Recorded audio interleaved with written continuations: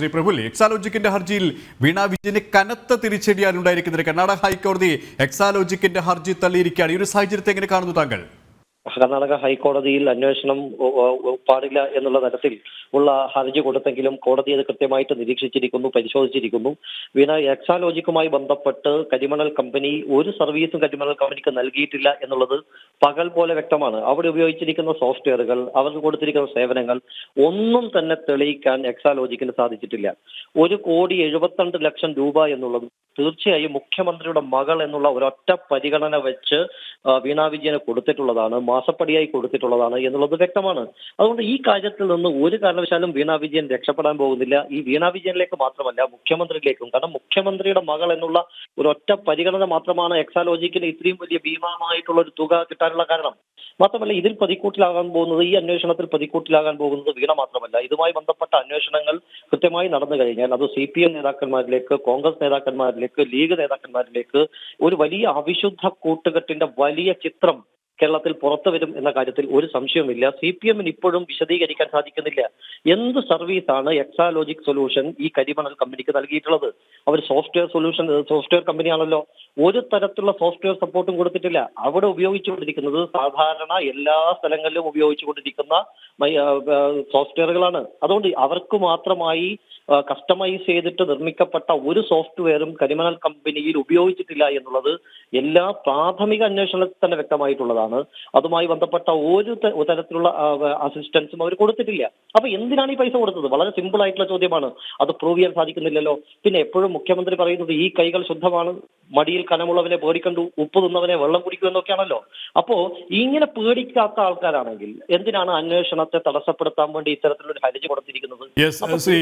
ഇവിടെ പ്രഫുൽ പറഞ്ഞതുപോലെ തന്നെ മുഖ്യമന്ത്രിയിലേക്ക് കാര്യങ്ങൾ എത്തും, ഇടതുപക്ഷ സർക്കാരിലേക്ക് കാര്യങ്ങൾ എത്തും. അതുകൊണ്ട് തന്നെയാണ് CPM സംസ്ഥാന സെക്രട്ടറി MV ഗോവിന്ദനടക്കം ഒരു കവചം ഒരുക്കാനുള്ള ഒരു നീക്കം നടത്തുന്നത്, അല്ലേ? അതായത് വീണ വിജയന് മാത്രമല്ല എക്സാലോജിക്കിന്റെ ഹർജി തള്ളിയതിലൂടെ തിരിച്ചടിയായിരിക്കുന്നത് മുഖ്യമന്ത്രിക്കും ഇടതുപക്ഷ സർക്കാരിനും വലിയ ആഘാതം തന്നെയാണ് ഉണ്ടായിരിക്കുന്നത്, അല്ലേ? തീർച്ചയായിട്ടും. കാരണം CPM-നെ സംബന്ധിച്ചിടത്തോളം CPM വല്ലാത്തൊരു ഗതികേടിലാണ്. മുഖ്യമന്ത്രിയും മകളും അതുപോലെ ബന്ധുക്കൾ എന്ത് അഴിമതി ചെയ്താലും അതിനെ സംരക്ഷിക്കേണ്ട ഒരു ഗതികേടിലേക്ക് CPM എന്ന് പറയുന്ന പാർട്ടി സംവിധാനം എത്തിപ്പെട്ടിരിക്കുകയാണ്. എനിക്ക് തോന്നുന്നു CPM-ന്റെ എല്ലാ നേതാക്കന്മാർക്കും ഇതിൽ ഒരേ അഭിപ്രായമാണ് എന്നൊന്നും ഞങ്ങൾ വിശ്വസിക്കുന്നില്ല. എതിരഭിപ്രായമുള്ള ആളുകളുണ്ട്. പക്ഷേ ഗോവിന്ദൻ മാസ്റ്റർ പോലുള്ള ആളുകൾ യാതൊരുവിധ ലജ്ജയുമില്ലാതെ നിർലജ്ജം ഇതിനെ ന്യായീകരിക്കുകയാണ്. ബൂത്ത് തലത്തിൽ വരെ എക്സാലോജിക്കുമായി ബന്ധപ്പെട്ടിട്ടുള്ള വിശദീകരണം പാർട്ടി തയ്യാറാവുകയാണ്. ഒരു അഴിമതിയെ ന്യായീകരിക്കാൻ വേണ്ടി നിർലജ്ജ മണികളോട് മുഴുവൻ സജ്ജരായിരിക്കാൻ അവർക്ക് ക്യാപ്സ്യൂളുകൾ കൊടുത്തുകൊണ്ട് പാർട്ടി അതിനെ നേരിടുന്ന കാഴ്ച എന്തായാലും കേരളം കണ്ടുകൊണ്ടിരിക്കുകയാണ്. കേരളത്തിലെ ജനങ്ങൾ ഇതെല്ലാം വീക്ഷിക്കുന്നു. ആളുകൾക്ക് കൃത്യമായി അറിയാം. എത്ര മാസങ്ങളായി ഇത്രയും കാലത്തിനിടക്ക് വസ്തുനിഷ്ഠമായിട്ടൊന്ന് തെളിയിക്കാൻ എന്ത് സർവീസാണ് കൊടുത്തത് എന്ന് ചോദിക്കാൻ ഒന്നും പറയാൻ സാധിക്കുന്നില്ല. ഒരു അക്ഷരം. ശ്രീ പ്രഫുൽ, ഇവിടെ ഇത്രയും കാലം ഇടതുപക്ഷവും വീണ വിജയനായാലും മുഖ്യമന്ത്രിയായാലും പറഞ്ഞു കൊണ്ടിരിക്കുന്നത് ഈ ഒരു രാഷ്ട്രീയ പ്രേരിതമാണ് SFIയുടെ അന്വേഷണം എന്നാണ്. പക്ഷേ കർണാടക ഹൈക്കോടതിയാണ് കൃത്യമായ രീതിയിൽ ഒരു നിരീക്ഷണം നടത്തി ഇടപെടൽ നടത്തിയിരിക്കുന്നത്. അപ്പോൾ രാഷ്ട്രീയ പ്രേരിതമാണ് അന്വേഷണം എന്നുള്ള രക്ഷപ്പെടാനുള്ള വാദഗതികൾക്കുള്ള കൃത്യമായ മറുപടി കൂടിയാണ് നിയമവ്യവസ്ഥയുടെ ഇടപെടൽ, അല്ലേ? കാരണം എന്ത് അന്വേഷണം ഉണ്ടായാലും അത് ED-യുടെ അന്വേഷണം ആയിക്കൊള്ളട്ടെ, NIA-യുടെ അന്വേഷണം ആയിക്കൊള്ളട്ടെ, അല്ലെങ്കിൽ ഇത്തരം ഏജൻസികളുടെ അന്വേഷണം ആയിക്കൊള്ളട്ടെ, CPM-നെതിരെയാണ് വരുന്നത് എങ്കിൽ അവർ പറയുന്ന ഒരു ന്യായവാദം എന്ന് പറയുന്നത് രാഷ്ട്രീയ പ്രേരിതം ആണ് എന്നാണ്. പക്ഷെ ഇത് കോടതി വിധിയോടുകൂടി, കോടതിയുടെ നിരീക്ഷണത്തോടു കൂടി കൃത്യമായി വന്നിരിക്കുന്നു. നിയമപ്രകാരമായിട്ടുള്ള എല്ലാ സാധ്യതകളും എല്ലാ മെറിറ്റുകളുമുള്ള കേസാണ്.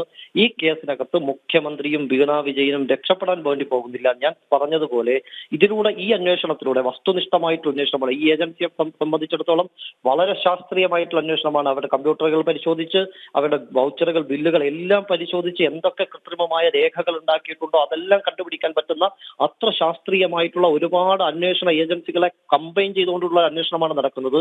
അതിൽ നിന്ന് രക്ഷപ്പെടാൻ വേണ്ടി പോകുന്നില്ല. മുഖ്യമന്ത്രിയെ സംബന്ധിച്ചിടത്തോളം, മുഖ്യമന്ത്രിയുടെ കുടുംബത്തെ സംബന്ധിച്ചിടത്തോളം, CPM-നെ സംബന്ധിച്ചിടത്തോളം കൃത്യമായ തിരിച്ചടി കിട്ടാൻ പോകുന്ന കേസാണ് ഈ കേസ്. മുഖ്യമന്ത്രിക്ക് രക്ഷപ്പെടാൻ സാധിക്കില്ല. മുഖ്യമന്ത്രിയും കുടുംബവും ഉപ്പ് തിന്നിട്ടുണ്ട്. നന്നായി വെള്ളം കുടിക്കും. ആ നന്നായി വെള്ളം കുടിക്കുന്ന കാഴ്ച ഇന്നു മുതൽ നമ്മൾ കാണാൻ പോവുകയാണ്. വളരെയധികം നന്ദി ശ്രീ പ്രഫുൽ കൃഷ്ണൻ, ഈ ഒരു സമയം ഞങ്ങളുടെ സഹകരിച്ചതിന്.